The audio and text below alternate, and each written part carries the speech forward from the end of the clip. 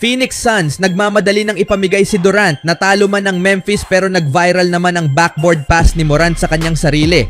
At Warriors at Rockets sa unang round inilabas na agad ang full schedule. Ang Phoenix Suns ay isang prangkisa na nasa kaguluhan. Ang inaasahang magiging dominanting team ay nauwi sa pagiging isang lubos na nakakadismayang grupo.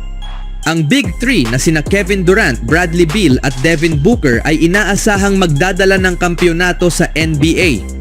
Sa halip, hindi man lang sila nakapasok sa playoffs ngayong season, si Mike Budenholzer ay tinanggal ng Suns dahil sa kanyang mahinang performance ngayong taon. Ngunit simula pa lamang ito ng mga pagbabagong magaganap. Sa katunayan, ayon sa isang ulat ni Brian Windhorst ng ESPN, ikinukwento kung ano ang nasa isip ng Phoenix Suns na sana ay mas maaga pa nilang sinimulan ang paglilinis sa gulong ito. Lumabas sa ulat na matagal na palang pinag-uusapan ng Suns ang posibilidad ng pag-trade kay Durant bago pa man ang deadline. Kung tutuusin, ang pagkabigo ng trade ay lalo pang nagpagsisi sa Suns. Nais sana nilang naging mas maagap sa pag-involve kay Durant upang maisakatuparan ang trade. Sa pribado, inaamin ng Suns na nagkamali sila sa hindi paglahok kay Durant sa mas maagang bahagi ng proseso. Umaasa silang mananatiling lihim ang usapan. Ngunit nang kinakailangan na nilang isama ang iba pang team upang maisakatuparan ang trade, kumalat ang balita sa buong liga. Mukhang susubukan nilang gumamit ng ibang diskarte pagpasok ng off-season. Si Rich Kleiman, matagal ng ahente at katuwang ni Durant sa negosyo, ay nakatakdang bumiyahe papuntang Phoenix ngayong linggo para sa mga pag-uusap kasama ang organisasyon ayon sa mga source. Sa halos tiyak na pag-alis ni Kevin Durant, ang tanong na ngayon ay kung saan siya susunod na pupunta. Maraming koponan ang interesado sa former NBA champion. Ang Miami Heat at Washington Wizards ay itinuturing na mga dark horse na posibleng makuha si Durant. Gayunpaman, matagal nang itinuturing na paborito ang Dallas Mavericks para sa trade kay Kevin Durant. Naniniwala si Kendrick Perkins na ang pagkuha kay Durant ang tanging paraan upang makabawi si Nico Harrison. Ngunit maaaring kulang ang Mavericks sa mga asset upang maisakatuparan ang trade. Sa anumang senaryo, ang laban para kay Kevin Durant ay siguradong magiging kapanapanabik lalo na pagdating ng off-season sa Hunyo. Ano sa tingin nyo sa kalagayan ni Durant, mga kaibigan? Sa sumunod na balita naman, naghatid si Ja Morant ng maagang highlight sa postseason nitong araw sa play-in tournament matchup ng Memphis Grizzlies laban sa Golden State Warriors. Sa natitirang 5 minuto ng ikalawang quarter at habang pilit bumabawi ang Grizzlies, sumugod si Morant sa loob ng lane ngunit agad siyang napalibutan ng mga depensang mula sa Warriors. Nang mapilitan siyang itigil ang kanyang dribble at mukhang wala nang mapupuntahan, inihagis ni Morant ang bola sa likod ng backboard, lumusot sa gitna ng kanyang mga bantay at tinapos ang shot sa kabilang bahagi ng ring. Isa itong uri ng highlight na tanging si Morant lang ang kayang gawin. Mas kamangha-mangha pa ang play kapag napanood mula sa likod ng rim. Namangha ang mga NBA fans sa ipinakitang atletisismo ni Morant. Grabe, sobrang wild. Ang pagiging sobrang akrobatiko at marunong mag-improvise, nakamamatay na kombinasyon yan. Grabe, ano yon? Anong klaseng tao to? Isa yan sa pinakamalupit na play na nakita ko. Si Ja parang naglalaro sa taas ng ring, parang street ball sa blacktop. Mga komento ng fans pagkatapos ng play.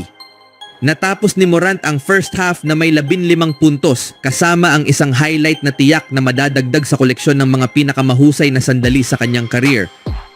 Sa huling balita, naibsan na ng Warriors ang kanilang play-in na sumpa sa NBA at ngayon ay tutungo na sila sa Houston para sa unang round ng playoff series laban sa Rockets.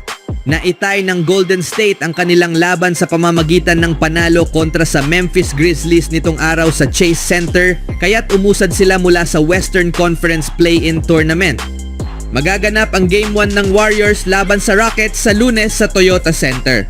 Narito ang buong schedule ng serye sa pagitan ng Warriors at Rockets.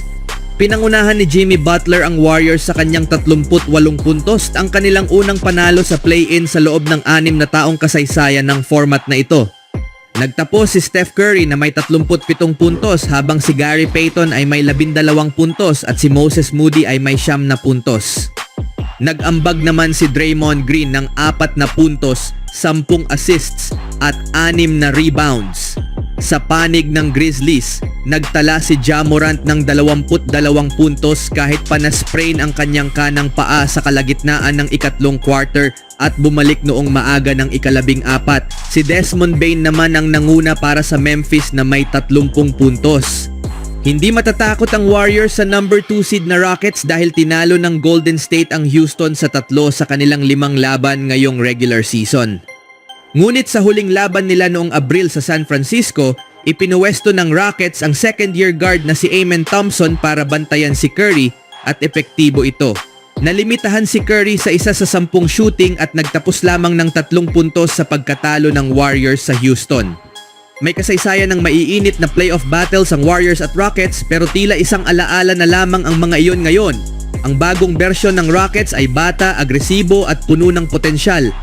Pero determinado sina Curry, Green at Butler na makuha ang kampyonato ngayong taon at magsisimula ang kanilang paglalakbay patungo roon sa Lunes sa Houston. Sa kabilang banda, inilabas ng NBA ang buong schedule para sa serye ng Warriors kontra Rockets. Game 1, Sunday, April 21st, Golden State at Houston, NBC Sports Bay Area. Game 2, Wednesday, April 24th, Golden State at Houston, NBC Sports Bay Area. Game 3, Saturday, April 27th, Houston at Golden State ABC.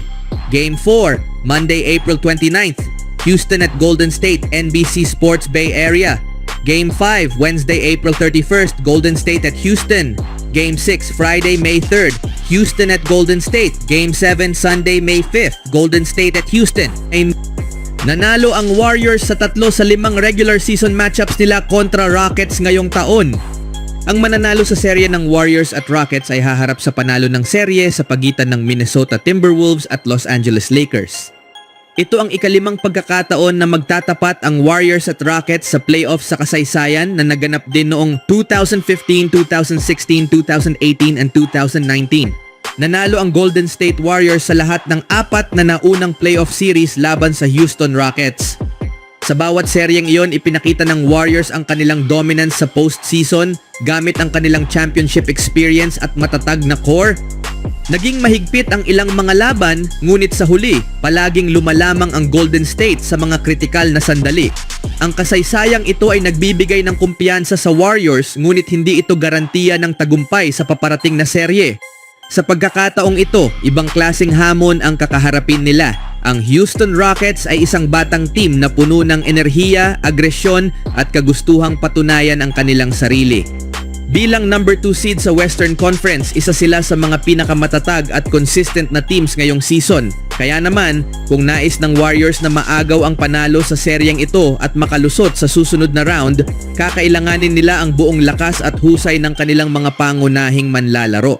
Sina Steph Curry, Jimmy Butler at Draymond Green. Kailangang magpakita ng husay sina Curry, Butler at Green sa kani-kanilang papel. Scoring at leadership para kay Curry, intensity at motivation mula kay Butler at versatility sa laro mula kay Green upang magtagumpay ang Warriors laban sa Rockets at mapanatili ang kanilang playoff legacy. Ano ang masasabi niyo mga kaibigan?